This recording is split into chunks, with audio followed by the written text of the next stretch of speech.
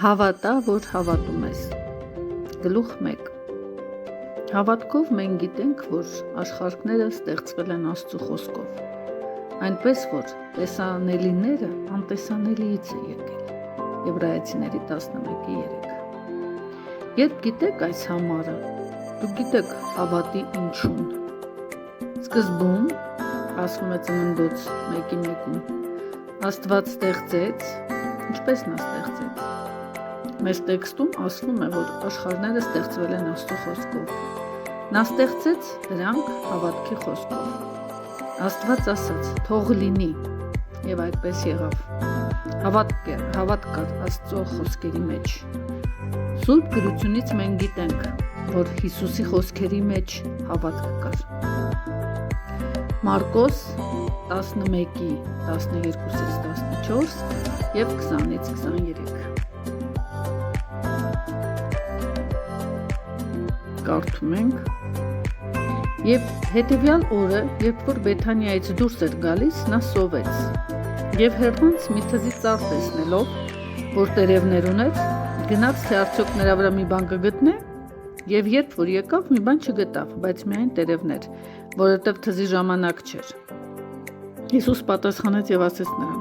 «Այլևս ոչ ոք քեզանից հավիտյան պտուղ չուտե», եւ նրա աշակերտները լսում էին։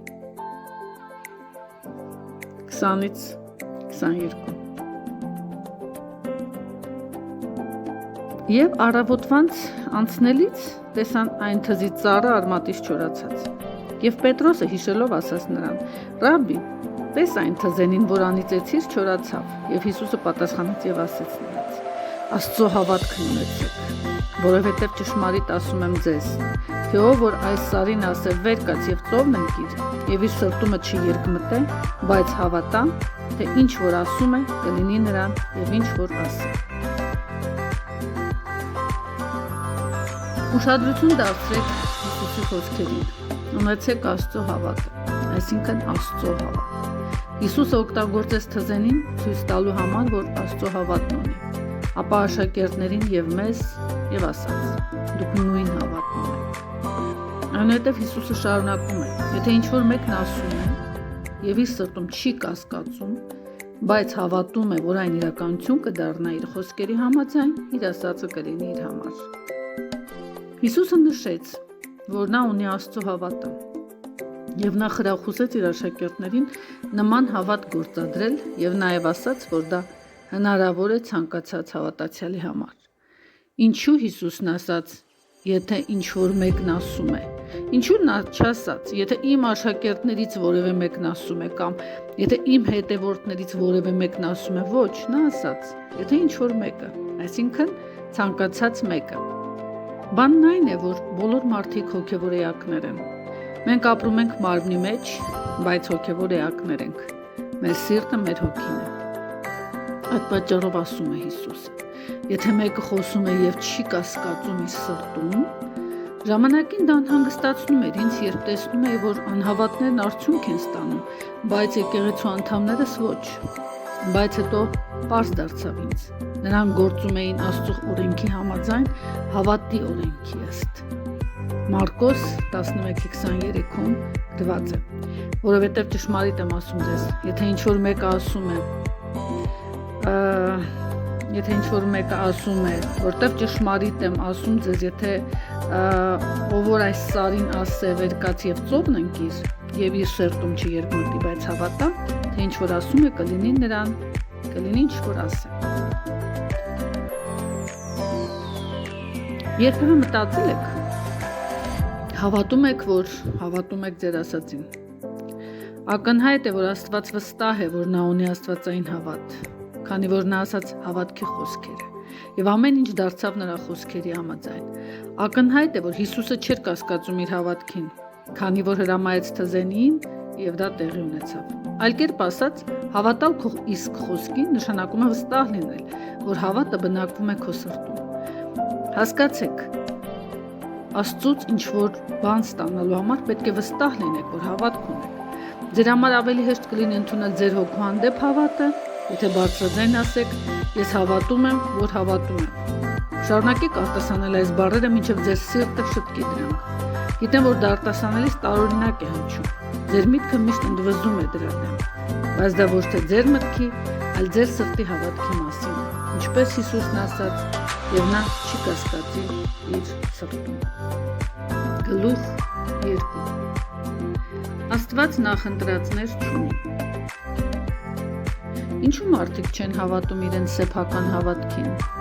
Ես փորձից գիտեմ, որ շատերը հավատում են իմ եւ ուրիշների հավատքին, բայց նրանց համար դժվար է հավատալ, որ Քրիստոսի արածը կատարյալ է անձամբ իրենց համար։ Նրանց անհավատության պատճառը այն է, որ նրանք չգիտեն եւ չեն հասկանում Աստվածաշնչյան ճշմարտությունն այն մասին, թե ովքեր են նրանք Տեր Հիսուս Քրիստոսում։ Նրանք պետք է պարզեն դա։ Նրանց տանջում է թերարժեքության զգացումը։ Նրանք զգում են, որ իրենց հավատը չափազանց թույլ է։ Նրանք գիտեն եւ հիշում են իրենց բոլոր սխալներն ու թույլ կողմերը եւ պատրաստակամորեն ընդունում ամբյոնից քարոզված բոլոր մեղադրանքները։ Նրանք միշտ պատրաստ են հավատալ իրենց ուղղված ցանկացած մեղադրանքի, իրենց աննշանության, անարժեքության, թուլության, հավատի պակասի եւ այլնի մեղադրանքներին։ Եթե մենք օգնենք նրանց հավատալ մեր հավատքի արդյունավետությանը, մեր օգնությունը կլինի միայն ժամանակավոր։ Սատանան անպայման նրանցից կգողանա Աստծո օրհնությունը, որը նախատեսված է նրանց համար, եթե մենք նրանց մատնանշենք Աստծո խոսքի փաստերը։ Ոչ թե այն, ինչ մենք մտածում ենք դրա մասին, ոչ թե ինչպես են դա պատկերացնում իրենք, ոչ այն միայն, ինչը իրականում ասվում է Աստվածաշնչի մեջ։ Աստվածաշնչյան փաստը, որ ինձ հավատ տվեց, այն էր, որ Աստված իմ երկնային հայրն է եւ իր երեխաների մեջ սիրվածներ չունի։ Նա հավասարապես սիրում է մեզանից յուրաքանչյուրին։ Երբեմն ծնողները ունեն սիրված երեխաներ, բայց Աստված սիրված երեխաներ չունի։ Նա բոլորին է սիրում։ Տեղադրեք այս փաստը ձեր ոգու մեջ, բարձրաձայն ասելով, Աստված սիրվածներ չունի, այսինքն նախընտրածներ։ Սիրում է բոլորին, բայց նախընտրած երեխաներ չունի, որ մեկին շատ սիրի, մյուսին քիչ։ Բոլորին սիրում է Աստված։ Աստծո ընտանիքում ծնված յուրաքանչյուր մարդ ունի նույն քավությունը։ Դուք ինձնից ավելին չեք փրկվել եւ ես ձեզանից ավելին չեմ փրկվել։ Ինչ որ կերպ մարդիկ սխալ են հասկանում, որ մյուսներն ավելի շատ օրհնություններ ունեն, քան իրենք։ Այո, ուրիշները կարող են շատ ավելի լույս ունենալ, որով նրանք քայլում են, բայց Աստծո ընտանիքում ծնված յուրաքանչյուր մարդ վայելում է նույն օրհնությունները։ Աստծո զավակը մարվում է նրա վրա թշնամու զորությունից։ Դա պատահեց մեզանից յուրաքանչյուրի հետ։ Սատանան պարտություն է կրել ինչպես ձեր անձին, այնպես էլ ինձ համար։ Երբ սա ես ասում եմ, իմ հավատքն ամրապնդում է։ Հավատացյալը Պողոս առաքյալի հետ միասին կարող է ասել. ով խաչվեց մեր մեղքերի համար եւ հարություն առավ մեր արդարացման համար։ Հռոմեացիների 4:21։ Այն պատկանում է մեզ, ինձ եւ քեզ։ Դա մեզ է պատկանում, հետեւաբար անձամբ ինձ։ Կարող եմ ասել, որ Քրիստոսը մատնվեց իմ մեղքերի համար եւ հարություն առավ իմ արդարացման համար։ Արդարացումը մեզանից յուրաքանչյուրինն է։ Բացի այդ, ես քեզանից ավելի արդարացված չեմ։ Իր հերթին դուք ինձանից ավելի մեծ արդարացում չեք ստացել։ Այստեղ արդարացված թարգմանված հունարեն բառը կարող է թարգմանվել որպես արդարացված կամ շնորհքով արդարացված։ Հիսուսը չի մեռել ավելին իմ մեղքերի համար, քան ձեր մեղքերի համար։ Արդարացումը մերն է, փառք Աստծո։ Կողոսացիների 1:13-14։ Ով մեզ փրկեց խավարի զորությունից եւ բերեց իր սիրելի որդու արքայությունը։ Ում մեջ մենք ունենք փրկություն, նրա արյունով եւ մեղքերի թողություն։ Քրիստոնյան կարող է վստահորեն ասել. նա մեզ ազատեց, ինչպես նա ազատեց ինձ։ Յուրաքանչյուր քրիստոնյա կարող է վստահորեն հայտարարել. նա ինձ ազատեց խավարի իշխանությունից։ Ընկերներ, այն ինչի մասին մենք խոսում ենք, միայն մի քանիսին չի պատկանում։ Այս ամբողջական բացարձակ փրկագնումը Աստծո յուրաքանչյուր զավակի անձնական սեփականությունն է, անկախ նրանից նա գիտի այդ մասին, թե ոչ։ Եթե նա չգիտի, ուրեմն չի կարող լույսի տակ քայլել, բայց ամենայնիվ նրան է պատկանում։ արդարացումը անձնական է։ Սա սատանայի կատարյալ պարտությունն է։ Սատանան այլևս իշխանություն չունի մեզ վրա։ Սատանան մեր տերն ու տիրակալը չէ, այլ մեր Տերը Հիսուս Քրիստոսն է։ Սատանան այլևս իրավունք չունի մեզ վրա թագավորելու մեղքի հիվանդության միջոցով, այսինքն այն ամենը, ինչ պատկանում է նրա արքայությանը։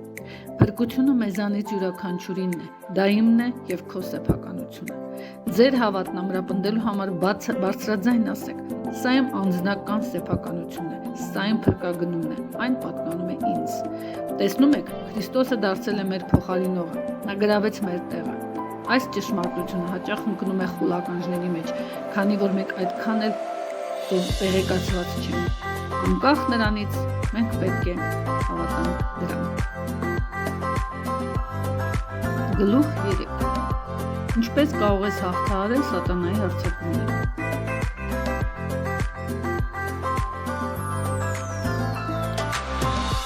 Իշխանություններին եւ պետություններին մերկացնելով հայտնապես խայտարակեց եւ նրանց հաղթանակեց Իրանում։ Պողոսացիների 2:15։ Այստեղ Աստվածաշունչը սովորեցնում է, որ Հիսուսը գահանքեց արեց սատանային եւ հաղթեց նրան։ Մեկ այլ թարգմանության մեջ ասվում է, որ նա զինաթափեց նրան։ Ինչպիսի զենքով նա հաղթեց սատանային։ Նրա իշխանությունը մարդու վրա։ Երբ Հիսուսը սատանայից վերցրեց ամբողջ իշխանությունը, դուք դա արեցիք Քրիստոսով։ Քրիստոսը գործեց մեր փոխարեն։ 1 Հովհաննես 4:4։ Եվ հաղթեցիք նրանց, որովհետև ավելի մեծ է նա, որ ձեզանում է, քան թե նա, որ աշխարհքիս մեջ է։ Ու մենք հաղթել նրանց ասելով։ Այս գլխի առաջին 3 համարները կարդալիս մենք սովորում ենք, թե ինչ է խոսում Հովհաննեսը սատանայի եւ նրա հանցակիցների մասին։ Նկատենք, որ նա չի ասում, որ մենք նրանց կհաղթենք, այլ ասում է, որ մենք արդեն հաղթել ենք։ Ինչպես կարող ենք հաղթել նրանց։ Այն, ինչ իրականացրեց Քրիստոսը, փակեց մեր հաշիվը։ Նա ամեն ինչ արեց մեր փոխարեն։ Նա ամեն ինչ արեց ինձ համար, եւ Աստված դա ինձ համար համարեց այնպես, կարծես թե դա իմ վաստակն է։ Ոմանք առարկում են, բայց միթե այդպես է։ Բայց եթե դա այդպես չէ, ապա Սուրբ Գիրքը սուտ է ասում։ Եվ եթե Աստվածաշնչում կա նույնիսկ մեկ սուտ, ապա ամբողջ Աստվածաշունչը սուտ է։ Եվ եթե ամբողջ Աստվածաշունչը սուտ է, ապա Աստված չկա։ Եվ եթե Աստված չկա, ապա Հիսուս Քրիստոսը Տեր չէ եւ ոչ էլ Աստծո որդին։ Դա խաբեություն է։ Եվ եթե Հիսուսը Տեր չէ, ուրեմն ոչ դրախտ կա, ոչ դժոխք։ Եվ եթե չկա ոչ դրախտ, ոչ դժոխք, ապա որքան ու մութ ու անհույս է գերեզմանը, եւ ամբողջ կյանքը օջախի բխվեճակ է։ Բայց ընկերներ, Աստծո խոսքը ճշմարտություն է։ Հիսուսը Աստծո որդին է։ Կա դրախտ, որին կարելի հասնել, եւ կա դժոխք, որից պետք է խուսափել։ Եվ այս համարը սուտ չէ, այլ փաստ է։ Դու Աստծուց ես եւ հաղթեցիր։ Լավ, ասում է մեկը։ Եվ եթե մենք հաղթել ենք, ինչի ենք մենք այդքան խնդիրներ ունենում։ Եվ հետևաբար, որտեղ մենք չգիտենք, որ մենք հաղթող ենք։ Մենք չգիտենք, թե ինչ է ասում Աստվածաշունչը այս հաղթանակի մասին։ Երբ դուք դա գիտեք, ձեզ հարկավոր չէ, որ ինչ-որ մեկը ուժեղացնի ձեր հավատքը ձեզ համար։ Եվ երբ սատանան գալիս է, դու պարզապես ծիծաղում ես դրա վրա։ Այնուամենայնիվ, ես հասկանում եմ, թե մարդիկ ինչ խնդիրներ ունեն այս ոլորտում։ Ես հասկանում եմ նրանց։ Ես ինքս այդպիսի դիրքում էի, անտեղյակ այս ճշմարտությունից։ Ինձ ճշմարտություն չեն սովորեցրել։ Ես վախեցել եմ սատանայից։ Հենց նա հայտնվեց հորիզոնում, ես ցատկեցի ճանապարհից փորձելով թաքնվել։ Ես լսել եմ քարոզներ այն մասին, թե որքան ուժեղ է նա եւ ինչ է անում, եւ ես չէի ուզում հանդիպել նրան։ Հենց որ նա գլուխը հանեց ինչ որտեղ, ես դուրս եկա ճանապարհից եւ թաքնվեցի։ Ինչու՞։ Ես փրկվել եմ։ Այո։ Ես լսված եմ Սուրբ Հոգով։ Այո։ Ես պարզապես չգիտեի ճշմարտությունը։ Ես համարյա դողում էի վախից չնչին պատճառով, երբ հանդիպեցի սատանայի դիմադրության կամ ինչ-որ խոչընդոտի։ Բայց մի օր շատ տարիներ առաջ ես իմացա Աստծո խոսքի ճշմարտությունը։ Եվ երբ ես ծանոթացա ճշմարտությանը, փոխանակ հուսալու, որ սատանան չի հայտնվի, ես գնացի նրան փնտրելու։ Որտեղ է նա, ասացի։ Ես ուզում եմ հանդիպել նրա հետ, ես փնտրում եմ նրան եւ կծիծաղեմ նրա վրա եւ ոչ այլ ինչ։ Ես նրան արդեն հաղթել եմ Հիսուս Քրիստոսով։ Ես այլևս չէի վախենում սատանայից։ Եթե ես առաջ վազում էի նրան նկատելու պես փախնում էի, ապա հիմա նա ինձ տեսնելով փախնում էր։ Նա ասաց. «Վայ, այս մարդը սովորեց ճշմարտությունը։ Նա գտավ ճշմարտությունը եւ մենք այլևս չենք կարող տանջել նրան։ Նա սովորեց, նա գիտի ճշմարտությունը»։ Եթե դուք միայն մտածում եք, որ գիտեք ճշմարտությունը, նա անպայման գայթակղություն կուղարկի։ Հավատալու, արդյոք դուք հավատում եք նրան, ինչին հավակնում եք հավատալ։ Հիմա հասկացաք, թե ինչու Հովհաննեսը ասաց. «Դուք նրան հաղթեցիք»։ Դուք նրան հաղթեցիք, Քրիստոսը գործեց ձեր փոխարեն։ Նա ամեն ինչ արեց քեզ համար եւ դու հաղթեցիր նրան։ Միթե նա նրանց այս չար ոգիներին չի հաղթել։ Փառք Աստծո, որ հաղթել է։ Պետք չէ հաղթել նրանց, դուք արդեն հաղթել եք նրանց։ Ոչ մենք չենք պարծենում այն բանի համար, թե մարմնով ենք։ Ձեր մարմինը ոչինչ է։ Ես խոսում եմ այն մասին, թե դու ով ես Քրիստոսի մեջ։ Կարող եք ասել. Քրիստոսով ես հաղթեցի սատանային, ես խլեցի նրա զենքը, ուժը, եւ երբ Հիսուսը հարություն առավ նրա մեղրելներից, ես հարություն առա նրա հետ։ Այս մասին ասում է Եփեսացիներին ուղղված նամակում։ Եփեսացիների 2:1-7։ Եվ դուք, որ մեռած էիք հանցանքներում եւ մեղքերում, որոնցում մի ժամանակ գնում եք այս աշխարհի սովորության պես, օդի իշխանության իշխանի պես, այն հոգու պես, որ հիմա ներգործում է ապստամբության որդիների մեջ, որոնց մեջ մենք ամենքս մի ժամանակման ենք գալիս մեր մարմնի ցանկություններում, մարմնի եւ մտքի կամքը կատարելով, եւ բնության պարտության որդիներ ենք, ինչպես ուրիշները։ Բայց Աստված, որ մեծ է ողորմությամբ, իր շատ սերի համար, որ սիրեց մեզ, երբ որ մեռած էինք հանցանքներում, մեզ կենդանի արավ Քրիստոսի հետ, շնորհքով եք փրկված։ Նրա հետ մեզ հարուցանեց եւ նրա հետ երկնավորներումը նստեցրեց Քրիստոս Հիսուսում։ Մենք կարող ենք այս բառերը անձամբ օգտագործել մեզ վրա, վստահորեն ասելով. Աստված ողորմած է։ Իր մեծ սիրո շնորհիվ, որով նա սիրում էր եւ ինձ եւ քեզ։ Նա Քրիստոսի հետ կենդանացրեց մահացածին։ Շնորհքով ես փրկվում եւ բուժվում եմ։ Եվ նա բարձրացրեց ինձ նրա հետ եւ Քրիստոսով դրեց ինձ երկնքում։ 7-րդ համարը ասում է, որ մենք ունենալու ենք տեսք ներկայացում գալիք դարերում։ Ես հիշում եմ տեխասում մի փոքրիկ ծերկնոջ, որին միշտ անհանգստացնում էին հարևանները, քանի որ նա գնում էր հիսունական եկեղեցի։ Նրանք նրան անվանում էին խոսող լեզուների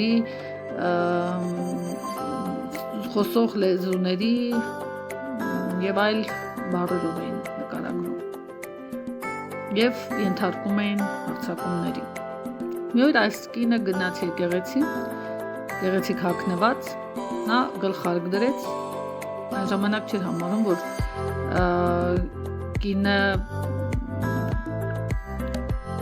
գեղեցիկ հագնված է, եթե նա գլխարկ չէր կրում։ Հարևաններից մեկը նրան դիմավորեց փողոցում, ուր ես գնում։ Հավանաբար այդ եկեղեցի։ Պենտեկոստացի կինը հենց նոր էր կարդացի Աստվածաշունչը եւ ասաց. «Ոչ, ես եկեղեցի չեմ գնում, բայց գնում եմ դիտելու ներկայացում»։ Ես չգիտեի, ասաց հարևանը, որ հիսունականներին թույլատրվում էր ցուցահանդեսներ հաճախել, ներկայացումներ դիտել։ Պենտեկոստեի մարդիկ սուրբ մարդիկ են եւ նրանք հավատում են, որ պետք է ապրեն աշխարհից հեռու։ Այո, պատասխանեց պարավկինը։ Մենք հավատում ենք, որ շուտով կտեսնենք ներկայացումը։ Աստված ցույց կտա մի ներկայացում, որը կշարունակվի դարեր շարունակ։ Այս պարավը ճիշտ էր։ Եկեք նորից կարդանք 7-րդ համարը, որպեսզի դարեր անց ցույց տանք գալիք բարության առատ հարստությունը Հիսուս Քրիստոսի բարության մեջ։ Նա պատրաստվում է աչքի ընկնել իր վերաբերմունքով մեր հանդեպ, որպեսզի սատանան եւ իր ստորադասները տեսնեն նա։ Հարգելի բարեկամ, միայն այն ժամանակ, երբ դուք զբաղեցնեք ձեր տեղը եւ սկսեք օգտագործել ձեր իրավունքներն ու արտոնությունները, միայն այդ դեպքում Աստված կսկսի պատասխանել ձեզ։ Տեսնում ես, որ դու ունես նույն հավերժական ինչ Հիսուս Քրիստոսը։ Աստվածաշունչն ասում է. Նա ով ունի Աստծո որդուն կյանք ունի։ Հովանու 5:12։ Դուք ունեք որդի, ինչ նշանակում է դուք ունեք կյանք։ Սա ձեզ իրավունք է տալիս ասելու ես Հիսուսին ընդունեցի որպես փրկիչ։ Ես խոստովանեցի նրան որպես իմ Տեր։ Աստված ինձ տվեց իր կյանքը, իր բնությունը։ Ես Հիսուս Քրիստոսի մեջ արված նոր ստեղծագործություն եմ։ Ես ունակ եմ ինձ համար պատրաստված բարի գործեր կատարելու։ Սա ասելով դուք ասում եք այն, ինչ ասում է Սուրբ Գիրքը։ Ես պարզապես վերցանել եմ այս հատվածը։ Կարող եք ասել, ես Աստծո կարողություններն ունեմ, որտեղ ունեմ նրա բնությունը։ Նույն հզոր, մեծ եւ հիանալի հոգին ապրում է իմ մեջ, որը Հիսուսին մեղրելներից հարություն տվեց։ 1 Հովանու 4:4 խոսքերի հետ մեկտեղ կարող ենք ասել, նա ով իմ մեջ է, ավելի մեծ է, քան նա ով աշխարհում է։ Այս ճշմարտությունները դեռ լիովին գրանցված չեն մեր մտքում։ Կան աստվածաշնչյան փաստեր, որոնք կօգնեն ձեր հավատքն աճել մինչև դառնա ճշմարիտ հավատք։ Եվ երբ հասնում ես լիակատար վստահության, դու հավատ ունես, վտանգավոր ես դառնում սատանայի համար։ Դժոխքը ձեզ չի սարսափեցնի։ Քանի դեռ չենք հասել դրան, նույնիսկ եթե փրկված լինեք եւ լցված լինեք Սուրբ Հոգով, սատանան ձեզ կվնասի։ Նա կկազմակերպի ձեր կյանքը եւ կգերակշռի ձեր կյանքում։ Իմացեք Աստծո խոսքի փաստերը, այն ինչ ձեզ է պատկանում եւ ով եք դուք Հիսուս Քրիստոսի մեջ։ Գլուխ 4. Դուք արդար եք։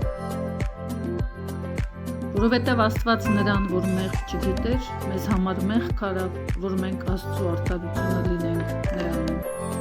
2 Կորինթացիների 5:21։ Սուրբ գրքի այս գեղեցիկ հատվածը մեզ ասում է, որ մենք ունենք նույն արդարությունը, ինչ Հիսուսը։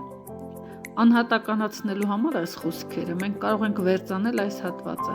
Աստված նրան զոհ մատուցեց մեղքի համար, ինձ համար, որպեսզի նրա մեջ ես դառնամ Աստծո արդարությունը։ Դուք կարող եք շարունակել, ես նրա մեջ Աստծո արդարությունն եմ դարձել։ Եվ քանի որ ես Քրիստոսի մեջ եմ, ինձ համար դատապարտություն չկա։ Ինչ է նշանակում արդարություն բառը։ Դա առաջին հերթին նշանակում է Աստծո հանդեպ ճիշտ վերաբերմունք ունենալ։ Ոչ ոք ձեզանից ավելի ճիշտ ու ավելի լավ դիրք չունի։ Բայց բացի այդ, դուք երբեք ավելի շատ արդարություն չեք ունենա։ Դուք երբեք Աստծո առաջ ավելի ճիշտ իրավունք չեք ունենա, քան հիմա ունեք։ Երբ հասնեք երկինք, դուք ավելի արդար չեք լինի, ինչպես հիմա։ Այս թեման սխալ է ընկալվել եկեղեցական աշխարհում։ Սուրբ գրությունն ուղղակի ասում է, որ նա ով մեղք չգիտեր, մեզ համար մեղք դարձավ։ Գրեթե բոլորը հավատում են խոսքի այս հատվածին։ Հեշտ է հավատալ։ Մենք դրա մասին միշտ լսում ենք։ Բայց դա համարի միայն կեսն է։ Կարող ենք ուրախանալ համարի երկրորդ կեսով։ Բայց որքան դժվար է հավատալ ինչ-որ լավ բանի, քանի որ մենք բացասական ենք ծրագրավորված։ Բայց եթե դուք չեք թարմացնի ձեր միտքը աստվածաշնչյան այս փաստերով, նույնիսկ եթե վերստին ծնվեք, լցվեք Սուրբ Հոգով եւ խոսեք լեզուներով, դուք կմնաք բացասական մարդ եւ կկարոտեք Աստծո օրհնությունները։ Դուք միշտ պայքարելու եք, միշտ պայքարի մեջ եք լինելու։ Դուք կապրեք անհաջող եւ անհաջողակ կյանք։ Երբ իմանաք Աստծո խոսքը, դա ձեզ կվերափոխի։ Երբ գիտակցեք, որ ստեղծված եք Քրիստոս Հիսուսով Աստծո արդարությամբ, դուք նեղ աստվածաբանությունից դուրս կգաք նրա ճշմարտության անչափելի լրիվության մեջ։ Այսպիսով, հատվածի առաջին մասը ճշմարիտ է, որտեղ նա մեղք գործեց, որը մեղք չգիտեր, մեղք դարձավ։ Ինչու նա զոհ մատուցեց մեղքի համար, ինչ նպատակով։ Նայենք այս հատվածի երկրորդ կեսին, որպեսզի նրա մեջ Աստծո արդարություն դառնանք։ Եթե սա իրոք հասկանայիք, չեք կարող հանգիստ նստել։ Պատճառն այն է, որ ձեր հոգին չի յուրացնում այս ճշմարտությունը, որը մեր մտքի, սրտի կամ ոգու դուռն է, եւ մեր միտքը բոլորովին այլ կերպ է սովորեցնում։ Աստծո արդարությունն այն է, ինչ ունենք։ Ես Աստծո արդարությունն եմ եւ չէի կարող ավելի արդար լինել։ Արդարություն նշանակում է ճիշտ վերաբերվել Աստծուն։ Դուք հեշտությամբ կարող եք հասկանալ, որ Աստծո առջև մեր դիրքը պաշտոնն է Քրիստոսի մեջ։ Նա մեր դիրքն է։ Հետևաբար մենք չենք կարող ունենալ ավելի լավ կամ ավելի վատ դիրք, քանի որ Քրիստոսը երեք, այսօր եւ հավիտյան նույնն է։ Դուք չեք կարող ավելի լավ դիրք ունենալ Աստծո մոտ, քան այսօր։ Աստծո առաջ երկնքում դուք ավելի լավ դիրք չեք ունենա, քան այստեղ երկրի վրա։ Ինչու Հիսուսը նույնը երեք այսօր եւ հավիտյան։ Հավերժ։ Ուշադրություն դարձրիք, թե ինչ է ասում, որ նա, որ մեղք չգիտեր, զոհաբերվեց մեղքի համար, որպեսզի մենք Աստծո արդարությունն ունենանք նրա մեջ, Քրիստոսի մեջ։ Նա իմ պաշտոնն է։ Ես նրա մեջ եմ եւ Աստված ինձ տեսնում է նրա մեջ։ Դուք չեք կարող ինձ տեսնել դրա մեջ եւ հետեւաբար երբեմն ծանոթանում եք իմ թերություններին, սխալներին, կոպիտ սխալներին, ձախողումներին։ Ես ինքս կարող եմ դրանք տեսնել։ Ինձ պետք է նայել այնպես, ինչպես ասում է Աստվածաշունչը, ինչպես Աստված է նայում ինձ։ Ես Քրիստոսի մեջ շատ ավելի լավ տեսք ունեմ, քան առանց նրա։ Աստվածաշունչն իրականում ասում է, որ ես հագած եմ նրա արդարությամբ, նրան ոչ թե իմին։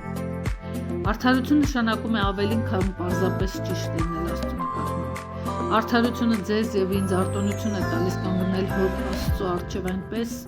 կարծես մենք երբեք որևիցե վատ բան չենք գործել կամ մեղք չենք կատարել։ Աստված այսպես է մեզ տեսնում։ Երբեմն մենք հետ ենք նայում եւ ասում ենք. «Օ, ես շատ անգամ եմ սխալվել, ես ամաչում եմ ինձ համար, կարող է այդպես ավելի լավ լինել, ինչու՞ չէ, ինչու սխալվեցի»։ Մենք մեզ միշտ մարդկային տեսանկյունից ենք նայում, բայց ինչպես է Աստված նայում մեզ։ Նա նայում է մեզ այնպես, կարծես մենք երբեք ոչ մի վատ բան չենք արել։ Տեսնում եք, նա ասաց. Ես ջնջում եմ ձեր հանցանքները, հանուն ինձ եւ չեմ հիշելու ձեր մեղքերը։ Եսայի 42:25։ Եթե Աստված չի հիշում ձեր մեղքերը, ինչու եք դրանք անընդհատ հիշում։ Քանի դեռ սատանային հաջողվում է ձեզ պահել, խորհելով ձեր անցյալի անհաջողությունների եւ սխալների մասին, նա կարող է վնասել ձեզ եւ կանխել ձեր հավատքի աճը։ Բայց եթե Աստծո խոսքի դրոշը բարձրացնենք սատանայի դեմ եւ ծիծաղենք նրա վրա, ամեն անգամ ստիպված կլինի փախչել։ Այսպիսով արդարությունը ձեզ արտոնություն է տալիս գալ Հոր ներկայության մեջ, այնպես կարծես երբևէ մեղք չեք գործել։ Դուք տեսնում եք, որ դուք ունեք նույն բնությունը, քանի որ դուք նրա սեփական զավակն եք, նա ձեր հայրն է։ Երբ նորից վերստին ծնվեցիք, ձեր հոգու մեջ վերցրիք Հոր էությունը, քանի որ նա հոգի է, դուք վերստին ծնվել եք։ Սովորեք թույլ տալ, որ նրա բնությունը ձեզ առաջնորդի։ Ու ես գիտեմ, որ դու նույնպես մտքեր ունես, բայց չպետք է թույլ տաս, որ դա քեզ առաջնորդի։ Գլուխ 5. Ով ես դու։ Բնական կյանքում մեր երեխաները ընդունում են մեր բնությունը։ Մենք լսում ենք։ Նա իրեն պահում է ճիշտ այնպես, ինչպես իր հայրը։ Սա այն պատճառով է, որ երեխան իր հոր մարմնական բնույթն է ստանում։ Հիշում եմ, երբ իմ որդին Քենը գտնվում էր Աստվածաշնչի քոլեջում, նա քարոզում էր հանգստյան օրերին, երբեմն մի խումբ ուսանողների եւ երբեմն միայնակ։ Նա հաճախ այցելում էր Արևելյան Տեխաս։ Ես իրականում քարոզում եմ այնտեղ գտնվող ամբողջ ավետարանական յուրաքանչյուր եկեղեցիներում եւ նաեւ Հովիվ է այս շրջանի եկեղեցիներից մեկում։ Մարդիկ ասեցին Քենին. դուք ձեր հայրիկի պես եք քարոզում։ Նա փորձեց փոխվել, բայց հենց որ փորձեց տարբերվել ինձնից, ամաչկոտ դարձավ եւ կորցրեց օգնությունը։ Քենը փորձում էր քարոզել ամեն ինչի մասին, բացի հավատից, բայց հավատը վառվեց նրա մեջ, քանի որ այդ մասին նա լսել էր ամբողջ կյանքում։ Նա ինձ պատմեց իր տառապանքի մասին։ Ես նրան պատասխանեցի. մի անհանգստացիր դրա համար։ Բնականաբար դու ինձպես ես խոսում, որտեղ դու իմ որդին ես։ Անհասկանալի կլիներ, եթե դու նայեիր եւ խոսեիր այլ մարդու նման։ Ես դա չեմ ցանկանում։ Եվ ես շարունակեցի. Եթե նրանք քեզ ասում են, որ դու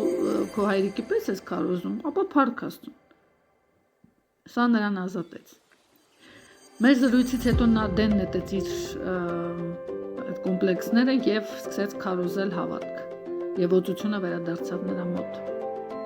Երբ մեր երեխաները Քենն ու Փեթը փոքր էին, մեզ համար շատ դժվար էր նրանց նախատել կամ ուղղել, ինչպես ծնողները երբեմն դա անում են։ Ծնողները կհասկանան, թե դա ինչու է դժվար։ Դուք ինքներդ դա տեսնում եք ձեր երեխաների մեջ։ Բարեկամ, ճիշտն ասած դուք Աստծուց եք ծնվել, ձեր մեջ Աստծո բնությունն է, Աստծո կյանքը ձեր հոգու մեջ, դուք նրա զավակն եք, նա ձեր հայրն է, ուստի կարող եք արդարացիորեն ասել, ես արդար եմ, ես Քրիստոսի մեջ Աստծո արդարությունն եմ, խոստովանեք դա բարձրաձայն, ես Աստծո արդարությունն եմ Քրիստոսով, փակեք ձեր աչքերը և ասեք, լսեք, կրկնեք, կրկին ու կրկին, որոշ քրիստոնյաներ երբեմն զվարճեցնում են ինձ, ոմանք պարզապես չգիտեն, թե ովքեր են իրենք, դա հասկանալի է, երբ խոսքը վերաբերվում է չփրկված մարդկանց, ովքեր միայն փնտրում են ճշմարտություն, բնականաբար նրանք չգիտեն, թե ովքեր են նրանք, ուր են գնում և այլն, բայց քրիստոնյան գիտի, թե ով է նա, ես գիտեմ, թե ով եմ ես նոր ստեղծագործություն եմ Քրիստոս Հիսուսով, ես Աստծո զավակն եմ, ես Աստծո ժառանգն եմ, ես Քրիստոսի հետ համատեղ ժառանգ եմ, ես Աստծո արդարությունն եմ, ալելույա, գլուխ 6 Հիսուսի անունը, ահա և մեկ այլ աստվածաշնչյան փաստ, Հիսուսի անունը պատկանում է յուրաքանչյուր հավատացյալի որպես Աստծո զավակ, այս անունը միայն ոմանց չի պատկանում, քանի որ Հիսուսը միայն ոմանց չի պատկանում, ոչ ոք ավելի մեծ իրավունք չունի օգտագործել նրա անունը, քան դուք, ես ուզում եմ, որ բարձրաձայն ասեք, ոչ ոք ինձանից ավելի մեծ իրավունք չունի Հիսուսի անունը նկատմամբ, վստահեք նրան, ինչ եք ասում դուք, ամբողջ ուժը պարունակվում է այս անվան մեջ, կարող եք ասել, Հիսուսը հայտարարեց, ինչ էլ որ խնդրեմ նրանով, նա կտա ինձ, հետևաբար ես անվախորեն զբաղեցնում եմ իմ իրական տեղը, ես ձեռքերս դնում եմ հիվանդների վրա և ասում, Հիսուսի անունով հիվանդություն թող այս մարմինը և այլևս երբեք մի մոտեցիր նրան, փառք Աստծո, դուք իրավունք ունեք դա անել, Հիսուսի անունը ձեր տրամադրության տակ է, Քրիստոս ասաց և դուք կարող եք նույնը կրկնել, այս նշանները կուղեկցեն նրանց, ովքեր հավատում են, իմ անունով նրանք դևեր դուրս կհանեն, ձեռքերը կդնեն հիվանդների վրա և կբժշկվեն, Մարկոսի 16:17-18 Ում է ասում Հիսուս այս խոսքերը, նա դա ասում է հավատացյալներին, այս նշանները կհետևեն հավատացյալներին, ես անկասկած ընդունում եմ այս ճշմարտությունը և գործում ըստ դրա, որովհետև նա ասաց ինձ և քեզ, այս ճշմարտությունը ձեր հոգու մեջ դնելու համար բարձրաձայն կրկնեք հետևյալը, նա ինձ ասաց դա, Հիսուսի անունը իմն է, Հիսուսի անունով ես ձեռքեր եմ դնում հիվանդների վրա և բժշկվում են նրանք, Հիսուսի անունը անձամբ ինձ է պատկանում, Հիսուսի անունը յուրաքանչյուր հավատացյալի անձնական սեփականությունն է, ուրիշ ոչ ոք այս անունն օգտագործելու ավելի մեծ իրավունք չունի, քան ես, երկնքում երկրի վրա ամբողջ ուժը պարունակվում է այս անվան մեջ և այս անունը ինձ է պատկանում, մեր աղոթքի և առողջության դպրոցում յուրաքանչյուր ծառայության ավարտին մենք երգում ենք, թող ձեր հավատքը միշտ գործի, ինչ է դա նշանակում, Աստվածաշունչն ասում է, նրանք ձեռքները կդնեն հիվանդների վրա և կբուժվեն, երբ ձեռքերը դնեն ձեզ վրա ապաքինելու համար սկսեք հավատալ անկախ ամեն ինչից, Աստծո բուժիչ ուժը գործում է իմ մեջ և ես կբժշկվեմ, և մի անգամ քարոզում էի Տեխասի ավետարանի եկեղեցում, հանդիպմանը մասնակցում էր մոտ 50 տարեկան անդամալույց մի մարդ, որը իր կյանքում ոչ մի քայլ ինքնուրույն չէր կատարել, ես ձեռքերս դրեցի նրա վրա և զգացի, որ Աստծո զորությունն ընկավ նրա վրա, նրա համար աղոթելուց հետո գնացի ուրիշների համար աղոթելու, մի քանի հոգի նրան բարձրացրին ոտքի, բայց երբ նրան իջացրեցին, նա ընկավ հատակին, թվում էր, թե նա ավելի լավը չի դարձրել, երկուշաբթի գիշեր էր, նրան երեքշաբթի օրը բերեցին ժողովի և այնուհետև նույն ձևով ընթացավ երկրորդ օրը, չորեքշաբթի գիշերը նա եկավ ինձ, քահանուն խնդրեց նրան խոսել բժշկության մասին, բեմը կարծես խանգարել է և հանդիսատեսը չի տեսել նրա ոտքերը, հովիվն ասաց, արի այստեղ եղբայր, դեպի խորանը, հետո առաջ քայլիր, որպեսզի բոլորը քեզ տեսնեն, մարդը բարձրացավ վերև և քայլեց այնպես ինչպես բոլորը։ Քահանան խնդրեց նրան իջնել եւ քայլել միջանցքներով, ապա նորից վեր կենալ եւ պատմել, թե ինչ է պատահել։ Նրա վկանույությունն այն էր, որ չնայած այն հանգամանքին, որ նա չէր կարող քայլել, որ ինքը երբեք չի քայլել իր կյանքում, նա վստահ էր, որ Աստծո զորությունն ընկել է իր վրա։ Նա ասաց. «Ես պարկեցի քնելու, կրկնելով, որ Աստծո բուժիչ ուժը գործում է իմ մեջ։ Սա այն է, ինչ մենք նկատի ունենք, երբ ասում ենք, թող քո հավատքը միշտ կապված լինի գործողության հետ։ Ես ստացա այս զորությունը, երբ այսօր ձեռքեր դրվեցին ինձ վրա, եւ այն աշխատում էր ինձ բուժելու համար։ Առաջին բանը, որ ես ասացի հաջորդ առավոտյան վեր կենալով անկողնուց, ասացի. Աստծո բուժիչ ուժը գործում է իմ մեջ եւ շարունակեցի խոստովանել։ Չորեքշաբթի գիշերը նույնպես վեր կացա եւ գնացի եւ սկսեցի ցատկել։ Միայն մեկ օր առաջ նա մի մարդ էր, որ իր 48 տարվա ընթացքում ոչ մի քայլ չէր կատարել, բայց այսօր վազում էր աստիճաններով դեպի եկեղեցի, փառք Աստծո։ Ինչ կլիներ, եթե նրա հավատը զգոն չլիներ։ Ինչ կլինի, եթե նա ասի լավ, նրանք ձեռքերը դրեցին ինձ վրա, բայց ոչինչ տեղի չունեցավ։ Դա կլինի անհավատություն։ Թող ձեր հավատքը